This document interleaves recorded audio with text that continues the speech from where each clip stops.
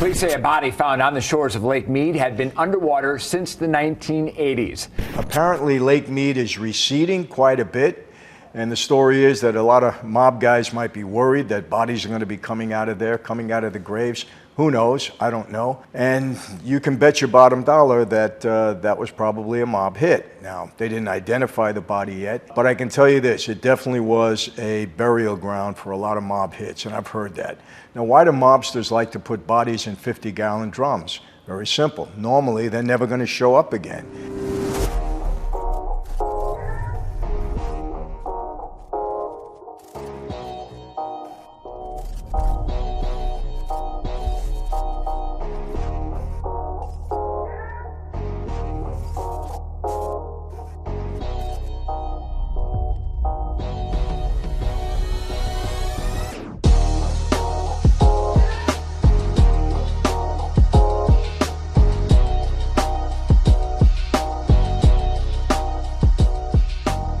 Hey everyone, welcome to another sit down with Michael Franzese. Hope everybody is doing well. All is good and blessed on this end, and as always, I give all the praise and glory to God for that. And as you can see, I'm no longer in the United Kingdom. I returned home last night. It was a long trip, but it was a good one. And we had a great time. And we did a lot of marketing for the upcoming tour that's happening in July, 25 cities all over the UK. Spent most of the week in London. The media was very kind to us. They really opened up, gave us a lot of coverage. Tickets are flying out of the internet, the way ever the sales go. And I met a lot of great people, and we're looking forward to it. At the end of July, for all of those of you that are in the United Kingdom, I heard from a lot of you. I know I'll be seeing many of you, and I'm looking forward to that. I'm very excited. As you can see, to my right, your left, my book, Mafia Democracy. It launched yesterday. I just got the author copies today in hardcover. Excited to see it. After you put 4 or 5 years of hard work into a project, really put a lot into it, think it's important. I know it's important to me, and I believe it's going to be important to all of you, which is very satisfying to see the end product. I want to thank all of you. Within 2 hours of our launch yesterday, we hit the bestseller list on Amazon in 4 different categories. So thanks to all of you that are supporting, took an interest in buying the book, and thanks to all of you who will do that today and in the future. Appreciate it. As always, my wine is right there. I'm not going to get into selling right now, but we launched and everything is doing well. So very, very fortunate, very, very blessed, and I appreciate all the support I get from all of you. Thank you very much, and I really mean that. You know, a topic that I've been asked about so often, and I know a lot of you watch other people on social media talk about various things. Rarely do I talk about murder and bodies and things like that in my former life. Now, I want to be honest with you. Look, I told you in the past, I wasn't a die-hard guy where my entire life I wanted to be a member of the mob. That wasn't my thing. My dad didn't want that for me. He wanted me to go to school, wanted me to be a doctor. That's where I was going. I got into life to help him out of a tough prison sentence, and that's what drew me into the life. But people, once you get into the life, you're in the life, and you got to do what you got to do when you're told to do it. Unfortunately, in my 20-plus years in that life, I saw things that were very unpleasant. I can't get into all of those things that I saw, but I like to give you as much information as I possibly can because you have an interest in it. And after all, I'm here for all of you. I know what you want to hear from me most of the time. You want to hear about mob stories. I get it. A lot of you ask me about it. Hopefully we've broadened the scope a little bit and you like to hear my perspective on certain things. You know, that's why I wrote this book, my perspective on the government and how it's operating like the mob. But I know that there's still some things that you're very curious about. And I did a video on the burial grounds, St. John's Cemetery in Maspeth, Queens, where a lot of guys are buried, and it was very interesting to all of you. We got a lot of views. People had a lot of comments about it. So I know you're interested in things like that, and I get it. Listen, the mob is history in this life. Let's face it. It's been in the history and in the media for well over 100 years. We've had a tremendous impact, negatively in some cases maybe a little positive, on American life. It's a part of our history, like it or not. That's just the way it is. So when you hear from somebody that's on the inside, not only me, but other people that are out there and telling stories, people that are real, people that are really part of that life, I know it interests you, and I get it. You know, one of the horrors of that life, look, people, being honest, you know, people get killed, people get murdered. And somebody's asked me, Michael, what do you do with all the bodies? You know, what happens when these people get killed? And, you know, there was a time when bodies were left in the streets. You know, back in the 30s and 40s and maybe even the early 50s, people got killed. They left them in the streets. That's the way it went. Machine gunning people in the streets, doing things like that all the time. During my time, didn't really happen like that. You know, people were a little bit more careful, a little bit more conscientious about getting rid of a body, disposing a body. You know, you're all familiar with Roy DeMeo and the Gemini Lounge. Some gruesome stuff happened there. You know, bodies were cut up and dissolved in acid and things like that. In other places, bodies were put in big steel drums and dropped in the river. I can tell you this, you heard a lot of stuff about Jimmy Hoffa. I believe from a very good source that Jimmy Hoffa was put in a 50-gallon drum and dropped in a river. I don't know where he is. I wasn't there. I wasn't part of it. But I've heard from a very reliable source that's where his body is. Could be wrong. I don't know. I have tape recordings from one of the killers or one of the shooters, alleges to be one of the shooters, and maybe someday they'll be revealed. Who knows? But I'm not going to get into all of that. I wasn't there. I'm hearing it secondhand and thirdhand, maybe. But what do you do with all of these bodies? You know, a lot of guys got killed, unfortunately. That Fortune magazine article, a couple of guys on there got murdered. You know, a lot of guys out of those top 50 died a natural death, died in prison. Some were murdered. What do you do with the bodies? I've been asked that 100 times, if not more than that. And there's guys out there that tell you a little bit more than I do for whatever reasons they can, and I can't, or I don't choose to, one of the two. But there was an interesting article that just came up about Vegas and Lake Mead.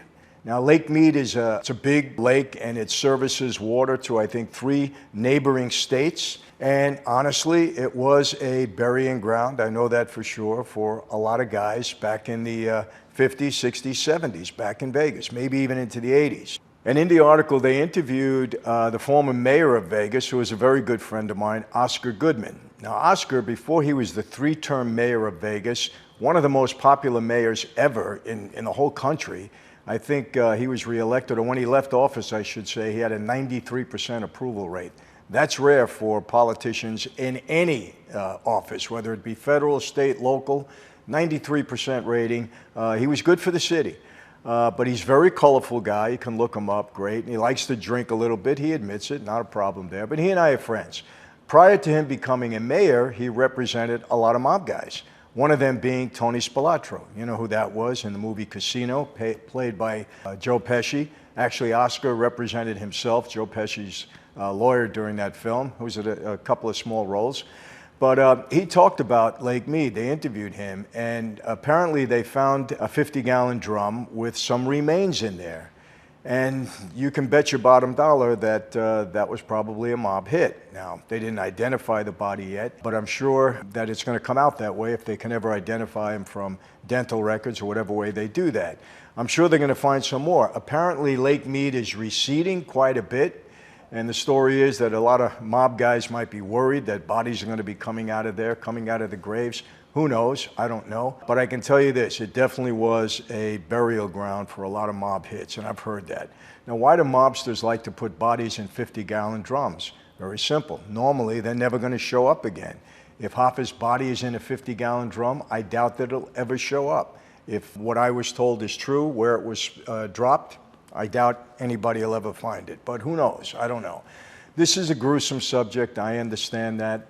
I have no experience with Lake Mead and bodies being thrown in there, honestly. I do have some experience. When I say experience, I've driven to other places.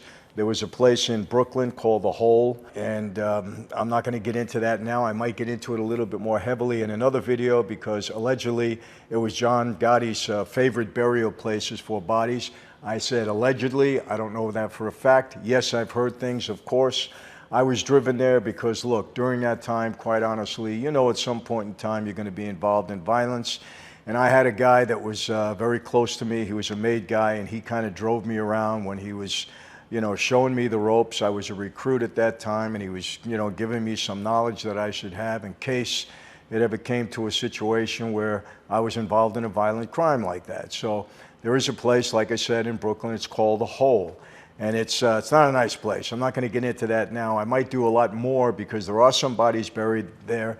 There are some bodies that have been discovered there. It might be interesting to you. I don't know, but we'll get into that later on. There's another place that I'm familiar with in Pinehurst, which I believe it's either Jersey or Oakland County, Pennsylvania. I'm not exactly sure. I'm thinking back when we drove through there, Jersey and Pennsylvania kind of close to each other. But anyway, I drove to this place also, and look, I spent 20 plus years in that life, and I saw a lot of stuff. I experienced a lot of things. So, these are places that, people are buried.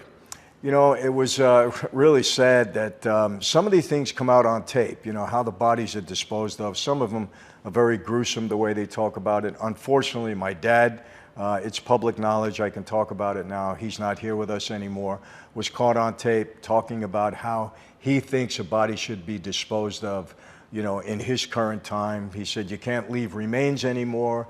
There's too many ways to identify that body and bring it back to the shooters, so you have to be very careful. That's what he said.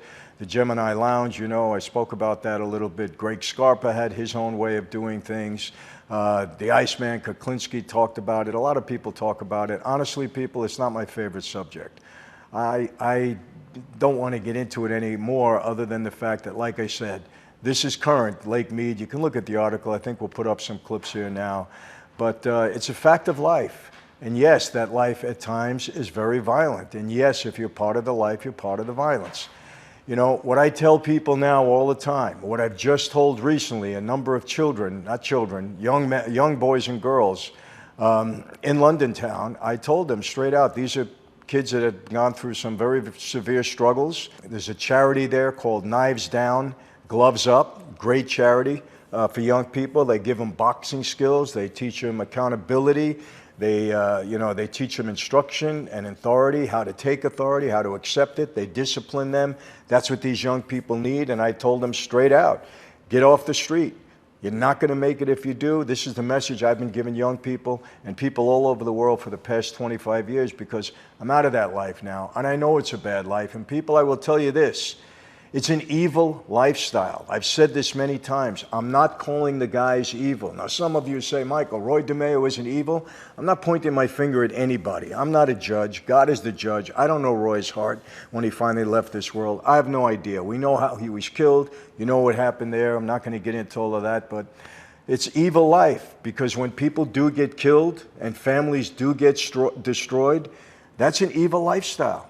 Any lifestyle that does that to families is an evil lifestyle, and that's why I preach against it. I don't glorify it. Yes, it was my life. Are all the guys bad in that life? No.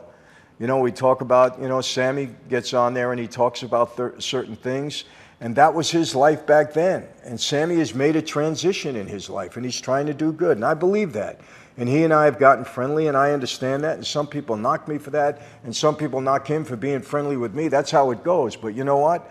I see how he's acting now. I was just in England with Sean Atwood, who has a past too. People, I've interviewed him. People have knocked him to me. People knocked me to him. Who knows?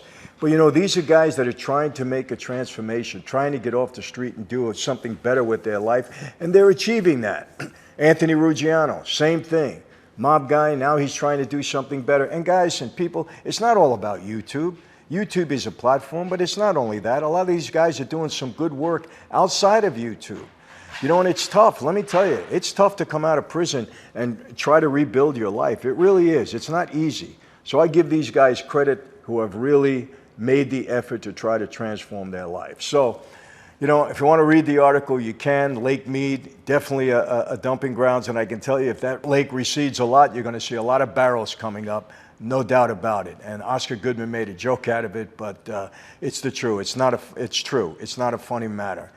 And by the way, Tony Spilotro in the movie Casino, he was killed in the desert in Vegas. That's not true. He was killed back in his hometown area of Chicago, Illinois. It happened back there. So that's it for today. Just wanted to, cross that because people ask me about it all the time. I just wanted to get into that a little bit, but people ask me about it all the time. Hopefully, all of you out there who have struggled and come out of a bad lifestyle, and I've met so many of you that have, and have been able to make a transition and a transformation in your life. I hope that when you hear me and you see these things, you understand that was then. That was then. It's not now. And if you're in a bad situation, work hard, be disciplined, Have accountability to the right people. Surround yourself with the right people. Bring God into your life. And I'm telling you, you can make that transition too. It's not easy. No, it's not. But anything worth anything is normally not easy. So that's it. That's it for today. I thank all of you. Subscribe to the channel. I really appreciate it. We're on a march to a million. We're getting there. Thanks to all of you. MichaelFranzese.com. That's my crew and my inner circle. People are loving it. So if you want to jump on board, I'm telling you, I just got something terrific from one of my members. Not going to show it now, but he did a beautiful, beautiful drawing of me and my dad. I saw it. It gave me the chills. It was so lifelike. But we're going to be offering it to all of you people because people ask me for that all the time. You'll see it in our products and our merchandise. That's it for today. So how do I always leave you? Same exact way. Be safe. Be healthy. God bless all of you. And yes, I really do mean that. And yes, I'll see you next time. Take care.